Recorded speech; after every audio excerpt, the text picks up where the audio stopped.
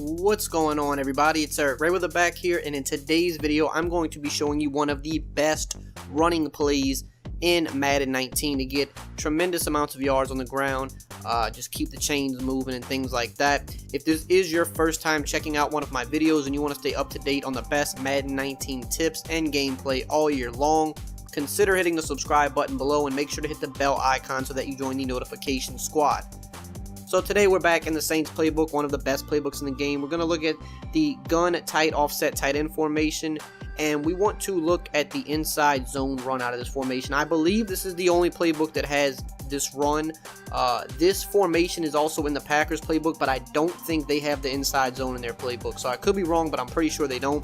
So the inside zone, you're saying, okay, well, pretty much every shotgun formation has an inside zone, and that's true. And inside zone is the most consistent, shotgun run. But the inside zone from this tight set in particular is really good because it's really easy to break this to the outside. I mean, you can also take it up the middle if the box is weak, if they don't have a lot of guys.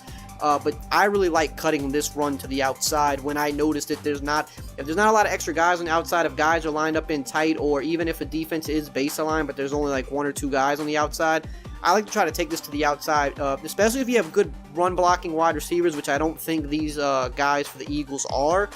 But if you have a team that does have good run blocking wide receivers, and the faster and more agile your running back, the better, because you can kind of cut and take this outside quicker, the better for you. But the great thing about the inside zone is you can cut it up the middle. You can cut it even to the right side. If you notice that like the B gap is weak on the right, you can cut it up the right.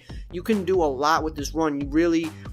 Every gap is available for you. So if you're a guy that's good at like post snap detecting which hole to run through, seeing which gap has the most green ahead of you, I guess you could say, it's very easy for you to make a cut and make that happen. Even against goal line, you can get to the outside against goal line on this. It's just a very consistent run, and as you can see here, just cutting it back up the B gap. If you got good stick, you can really do damage with this run. And the best thing is this is a passing formation, and it's one of the better passing formations. It's got so many good passing plays, so when someone sees you come out in a 3 wide receiver, 1 tight end set, they're not thinking run, so they're coming out in dollar formations, nickel formations that are easier to run against because they're expecting to pass. So that kind of puts you at an advantage. If you see that the box doesn't have too many guys in it, if there's only like 5 or 6 guys in the box, then you might want to attack up the middle like this, and you're always one juke move away, from a touchdown. And keep in mind, Darren Sproles isn't that great in this game. He's not fast. He's only 86 speed.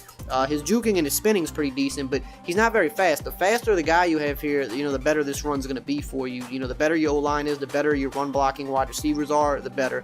Now, you can also motion block your wide receiver over if you want to do that as well.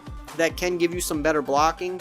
Again, it's good to have a guy that's actually a good run blocker. Here we're motioning Mike Wallace. I don't know what his run block is, but I'm just going to bet that it's not very good at all because he's like a deep threat, small speed receiver. He's not really a guy that you think of when you think of run blocking. So I don't know, but I'm just going to assume his run blocking is not very good.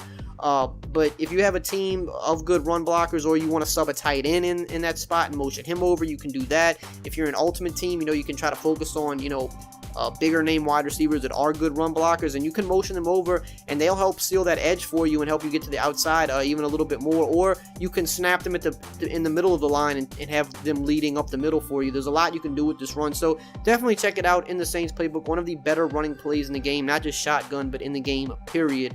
So I hope you guys enjoyed this video and found it helpful. If you did, as always, just drop a like, comment, subscribe, and I will see you guys next time.